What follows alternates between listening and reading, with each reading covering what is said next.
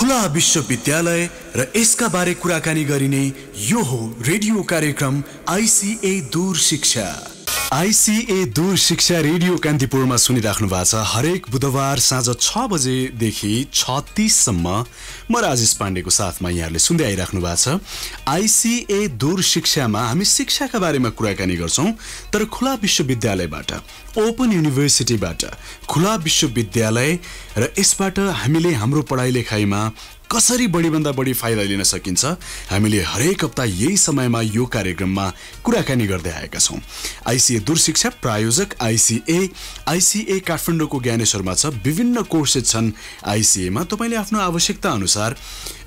कुनै पनि कोर्स लिन सक्नुहुन्छ र आफ्नो जीवनमा, व्यक्तिगत र व्यावसायिक जीवनमा अगाडि बढ्न सक्नुहुन्छ। शनिबार पनि खुला हुन्छ आईसीए। सबभन्दा सजिलो तरिका तपाईं आफै पनि भिजिट गर्न मिल्यो वा 444540 मा अफिस आवर भित्र यदि टेलिफोन गर्नुभयो भने यहाँले आईसीए का बारेमा र विभिन्न कोर्सेसका बारेमा जुन तपाईलाई मिल्दोजुल्दो हुन सक्छ यसका बारेमा सजिलै थाहा पाउन मिल्छ, बुझ्न मिल्छ। वा ica.edu.np मा गएर पनि विभिन्न कोर्सेसका बारेमा घरबाटै यहाँले थाहा पाउन मिल्यो। यदि तपाईं भाइबर वा व्हाट्सएप युज गर्नुहुन्छ, खास गरी देशभन्दा बाहिर हुने साथीहरूले, म एउटा नम्बर दिन्छु, व्हाट्सएप र भाइबर नम्बर, तपाईले त्यसबाट पनि जानकारी लिन मिल्यो कल गरेर वा मेसेज गरेर। 9818505224। एकपल्ट फेरि 9818505224। यसमा पनि आज आईसीए दूर शिक्षामा आईसीए का विभिन्न कोर्सेसका बारेमा हामी जानकारी लिन्छौं र यसका बारेमा, विभिन्न कोर्सेसका बारेमा जानकारी दिनका लागि हामीसँग आईसीए का एमडी विश्वजित मुखर्जी मसँग स्टुडियोमा हुनुहुन्छ र उहाँसँगै कुराकानी गर्छु। म सबभन्दा पहिला सर आईसीए दूर शिक्षामा यहाँलाई स्वागत छ। थ्याङ्क यू राजेशजी। तपाईँ लगायत सम्पूर्ण कान्तिपुर सुन्दै गरेका श्रोताहरूलाई दशैंको शुभकामना भन्दै म सबैलाई नमस्कार गर्न चाहन्छु। हजुर, आज हामी कोर्सेसमा कुराकानी गर्छौं सर। हुन त समग्र कोर्सेसमा कुराकानी गर्छौं, तर दुईटा कोर्सको बारेमा चाहिँ अलि बढी आज कुराकानी गरौँला। हजुर, बीकम र एमबीए प्रोग्राम, यो दुईटा प्रोग्राम। तर यो विषयमा जानुभन्दा अगाडि आज यो एकदम पवित्र दिनमा छौं हामी। अब हर्षोल्लास बिस्तारै नेपाली समाजमा सुरु हुन्छ।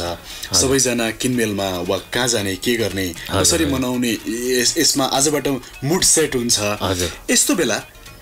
एजुकेसनको बारेमा पनि किन सोच्नुपर्छ भन्ने यहाँलाई लाग्छ? हजुर हजुर, हामीले विगतमा पनि एक दुईवटा एपिसोड अगाडि पनि यही कुरा गरेको थिएँ। यो मलाई के फिल हुन्छ भने यो दसैँको यो जुन पवित्र अवसर छ हैन, यो एउटा त is the right time to start your education. एजुकेसनमा पनि तपाईँ सुरुवात गर्नु योभन्दा पवित्र समयहरू के हुनसक्छ र हैन। र फाइनेन्सियली पनि तपाईँको के हुन्छ भनेदेखि अहिले बेसिकली यो टाइममा सबैकोमा अलिकति एक्स्ट्रा फन्ड्स हुन्छ हैन, र त्यो एक्स्ट्रा फन्ड्स मध्येमा रमाइलो त गर्नु नै पर्छ। हेर्नुहोस् हैन, त्यो साथसाथमा अलिकति एजुकेसनमा पनि इन्भेस्ट गऱ्यो भने हैन, त्यो सायद त्यति पिन्च पनि गर्दैन अहिले यो टाइममा। र and it will be the right investment with life long return हैन। यो इन्भेस्टमेन्ट गरेको चाहिँ तपाईँलाई लाइफ लङ नै यसले रिटर्न दिन्छ हैन। तपाईँको आफ्नो सोसल, इकोनोमिक र इन्टेलेक्चुअल रिटर्न हैन, अल एस्पेक्ट्सबाट तपाईँले यसको रिटर्न पाउनुहुन्छ लाइफ लङ। र फर्केर हेर्दाखेरि मैले सही निर्णय लिएँ हजुर भन्ने जस्तो पनि हुन्छ। र मैले किन भन्नु खोजेको भन्दाखेरि अब हाम्रो कोर्सेसहरू त्यति महँगो पनि छैन हैन। हाम्रो कोर्सेसहरू जेनरली अरू रेगुलर अथवा कन्भेन्सनल एजुकेसन अथवा कन्भेन्सनल कोर्सेस भन्दा हामी लगभग 70% सस्तो छु। हजुर, त्यसैले यसमा इन्भेस्ट गर्दाखेरि दसैँ पनि डिस्टर्ब भएन। हजुर, दसैँ पनि डिस्टर्ब भएन। तपाईँ मैले भने नि अघि नै, तपाईँलाई त्यति पिन्च गर्दैन हजुर हैन। यसमा तपाईँले इन्भेस्ट स्मल एउटा पोर्सन लगेर यसमा इन्भेस्ट गर्नुभयो भने तपाईँलाई त्यति फरक पनि पर्दैन। र तपाईँले यो अलिकति तपाईँको यो इन्भेस्टमेन्ट सही जस्तो तपाईँलाई फिल हुन्छ once you are over with your celebrations हैन। र मलाई त त्यो फिल हुन्छ। So this is the right time to invest. र हाम्रो अहिले जनवरी 2019 सेसनको लागि एडमिसन ओपन पनि छ हैन। अहिले हाम्रो एडमिसन अनगोइङ छ। हाम्रो विभिन्न कार्यक्रम 9वटा कार्यक्रममा अहिले एडमिसन्सहरू भइरहेको छ। त्यसमध्येमा तपाईँको मास्टर्स प्रोग्राममा MBA, MCA, master in travel and tourism management र एमए इङ्ग्लिस, र हाम्रो ब्याचलर्स लेभलमा BA, bachelor of arts, bachelor of commerce, bachelor in tourism studies र ब्याचलर इन कम्प्युटर एप्लिकेसन्स। यो 8वटा प्रोग्राम छ र हाम्रो 9th प्रोग्राम छ BPP ब्याचलर्स प्रिपरेटरी प्रोग्राम, जो कि एउटा ब्रिज कोर्स हो र यो ब्रिज कोर्स 6 मन्थ्सको प्रोग्राम हो हैन। र यो प्रोग्राम कोलाई टार्गेट गरेको छ भन्दाखेरि यो एडल्ट लर्नर्सहरू जो आफ्नो समयमा कुनै कारणले उहाँ आफ्नो पढाइ सक्नु भएन र अहिले उहाँलाई पढ्ने इच्छा छ हैन, र उहाँहरू रेगुलर स्ट्रिममा जानु चाहनुहुन्न अथवा त्यहाँ एलिजिबल हुनुहुन्न हैन, र उहाँलाई अहिले फर्दर पढ्नु छ for professional reasons or for social recognition हैन, कुनै कारणले होस् उहाँहरू हाम्रो यो प्रोग्राम BPP प्रोग्राम जोइन गरेर कम्प्लिट गरिसकेपछि 6 मन्थ्सको प्रोग्राम हो, उहाँहरू हाम्रो ब्याचलर्स प्रोग्रामहरू जोइन गर्नु सक्नुहुन्छ एक्सेप्ट BCA हैन। र ब्याचलर्स प्रोग्राम जोइन गरिसकेपछि र त्योभन्दा फर्दर उहाँले कम्प्लिट गरेर फेरि फर्दर जानु चाहनुहुन्छ भने मास्टर्स र त्योभन्दा फर्दर पनि जानु सक्नुहुन्छ। तर यो ओन्ली फ्रम इग्नुबाट मात्रै। मार्केट प्लेसमा वा सोसाइटीमा यसको रिकग्निसनमा त केही प्रब्लम छैन? अहिलेसम्म रिकग्निसनमा केही प्रब्लम छैन, तर म एउटा कुरा चाहिँ क्ल्यारिफाई गर्नु चाहन्छु हाम्रो श्रोताहरूलाई कि यो इक्विभलेन्ट टु +2 चाहिँ होइन हैन। यो चाहिँ यो भ्रममा चाहिँ बस्नुहुन्न उहाँहरू कि यो इक्विभलेन्ट टु +2 हैन, इक्विभलेन्ट टु +2 चाहिँ हुँदैन हैन। र यो चाहिँ हाम्रो 6 मन्थ्सको ब्रिज कोर्स गरेर उहाँले इग्नुबाट मात्रै यो अवसर पाउनुहुन्छ पढ्ने हैन। र हाम्रो रेकर्ड अनुसार hundreds अफ स्टुडेन्ट्स यो स्ट्रिमबाट गएर कसैले ब्याचलर्स कसैले मास्टर्स कम्प्लिट गर्नुभएको छ र उहाँहरू आफ्नो प्रोफेसनल वर्ल्डमा हैन, उहाँहरू आफ्नो सेल्फ एम्प्लोइड होस् या उहाँहरू कहीँ काम गर्नुहोस्, उहाँहरू त्यहाँ मजासँगले काम गरिरहनु भएको छ र उहाँहरूको प्रोफेसनल ग्रोथ पनि भएको छ हैन। हाम्रोमा प्रत्यक्ष इन्टरमिडिएट लेभलको चाहिँ होइन। हजुर हजुर, तर त्यसलाई इक्विभलेन्ट मान्नु मिल्दैन। हजुर, र ब्याचलर्स वा मास्टर्स गर्नुभयो भने त्यो चाहिँ फेरि ब्याचलर्स र मास्टर्स जस्तै भयो नि हैन, ब्याचलर्स र मास्टर्स नै हुन्छ हैन। तर उहाँलाई के छ भनेदेखि यो प्रोफेसनल वर्ल्डमा जस्तो प्राइभेट सेक्टर्सतिर हैन यसको एक्सेप्टेन्स छ हैन। भोलि गएर सरकारी जागिर अथवा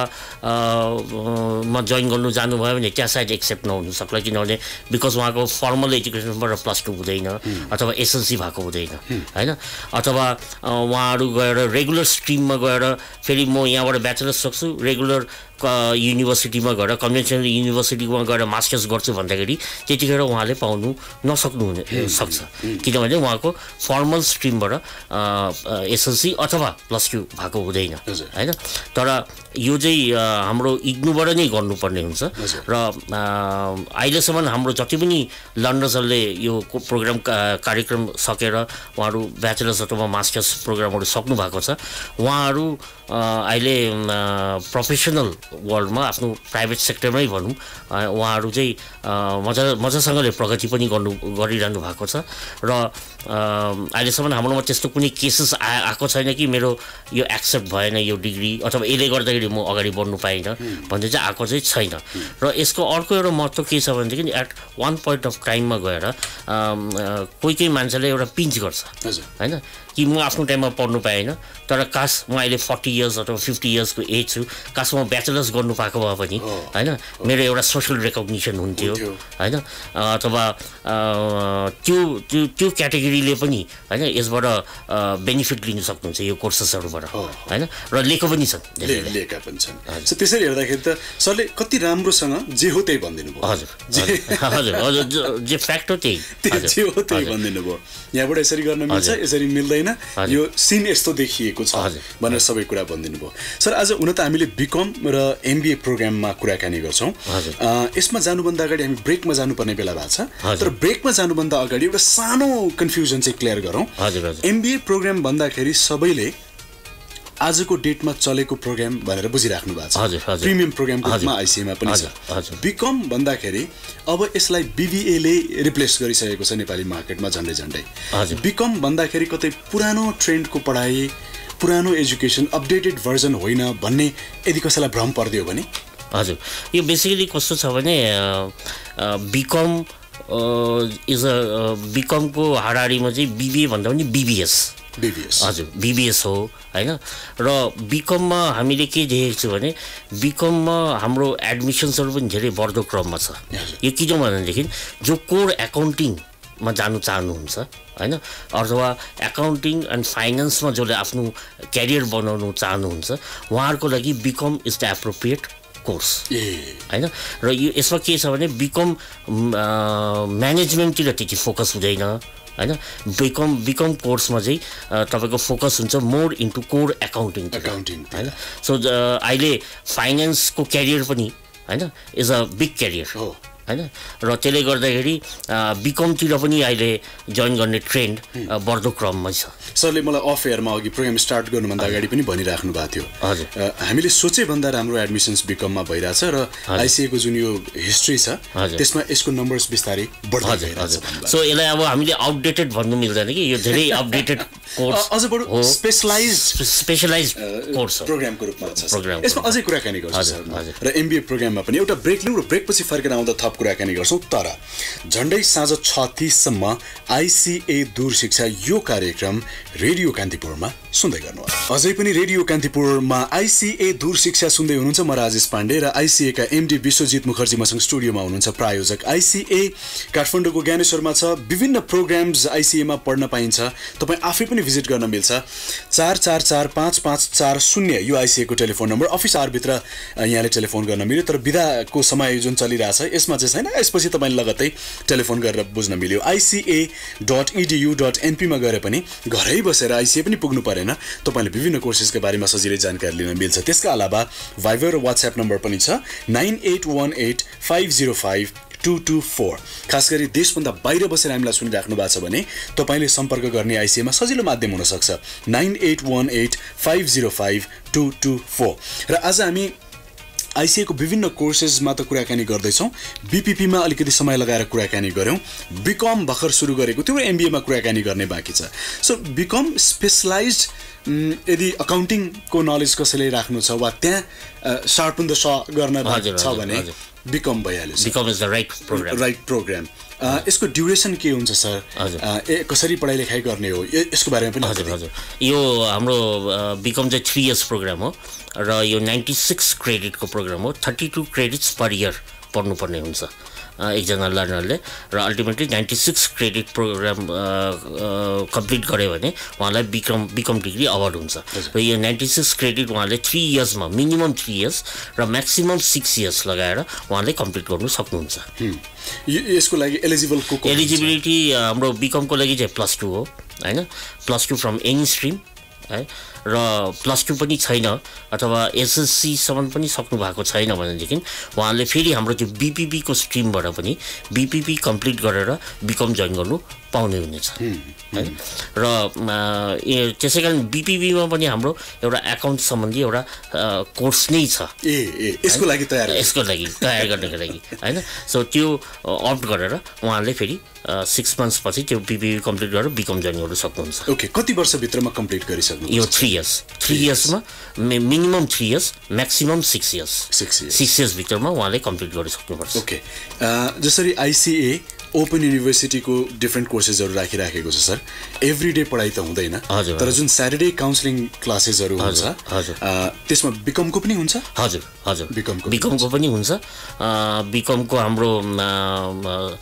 ब्याचलर्समा सर्टेन प्रोग्राम्सहरु कमन हुन्छ हैन र सर्टेन प्रोग्राम्सहरु चाहिँ इलेक्टिभ कोर्सेसहरु चाहिँ प्रोग्राम स्पेसिफिक हुन्छ सो सर्टेन कमन कमन सब्जेक्ट्सहरुको लागि चाहिँ कमन काउन्सलिङ सेसन्स हुन्छ र त्यहाँबाट इलेक्टिभ सब्जेक्ट्सहरु छुट्टिँदै जान्छ र हाम्रो सैटरडे यसको काउन्सलिङ सेसन्सहरु हुन्छ र काउन्सलिङ सेसन बाहेक हैन एकजना लर्नरले हाम्रो ई लर्निङ पोर्टलबाट पनि उहाँले यसको काउन्सलिङ अथवा यो सम्बन्धी कुराको जानकारी लिन सक्नुहुन्छ अथवा यो सम्बन्धी पढाइहरु गर्न सक्नुहुन्छ हाम्रो ई ज्ञानकोश भन्ने युनिभर्सिटीको एउटा पोर्टल छ त्यो पोर्टल मा जानु भयो भने उहाँले भिडियो लेक्चर्सहरू युनिभर्सिटीकै प्रोफेसर्सहरूले डेलिभर गरेको भिडियो लेक्चर्सहरू प्री रेकर्डेड लेक्चर्सहरू राखिदिएको छ त्यहाँ त्यो पनि उहाँहरूले एक्सेस पाउनुहुन्छ र यो ज्ञानकोश प्लेटफर्मबाट हाम्रो 2टा टिभी च्यानल छ युनिभर्सिटीको ज्ञान दर्शन भन्ने च्यानल छ हैन र एउटा एफएम च्यानल छ ज्ञानवाणी भन्ने यो पोर्टलबाट उहाँले एक्सेस पाउनुहुन्छ र यो पोर्टलबाट पनि तपाईको लाइभ एन्ड रेकर्डेड क्लासेसहरू भइरहेको हुन्छ सो सिड्युल अनुसार उहाँले एटेन्ड गर्न सक्नुहुन्छ किनभने हाम्रो धेरै लर्नर्सहरू कस्तो हुन्छ भनेदेखि हाम्रो एकाडेमिक काउन्सिलिङ सेसन एटेन्ड गर्ने स्थितिमा पनि हुनुहुन्न हैन उहाँहरुको व्यस्तताले अथवा लोकेसनले हैन सो उहाँले आफ्नो लोकेसनमा बसेर पनि त्यो academic session counselling session attend गर्नु नपाए तापनि उहाँलाई कुनै प्रब्लम हुँदैन उहाँले पोर्टलमा गएर उहाँ ज्ञानकोशमा गएर उहाँले त्यो एक्सेस पाउनुहुन्छ र हामीले आइसिएबाट पनि अहिले हामीले लर्निङको सर्टेन फ्यासिलिटिजहरू दिन थालेको छु जो स्पेसिफिकली टार्गेटिङ त्यही लर्नर्सहरूलाई जो कि हाम्रो काउन्सिलिङ सेसन्सहरू एटेन्ड गर्नु पाउनुहुन्न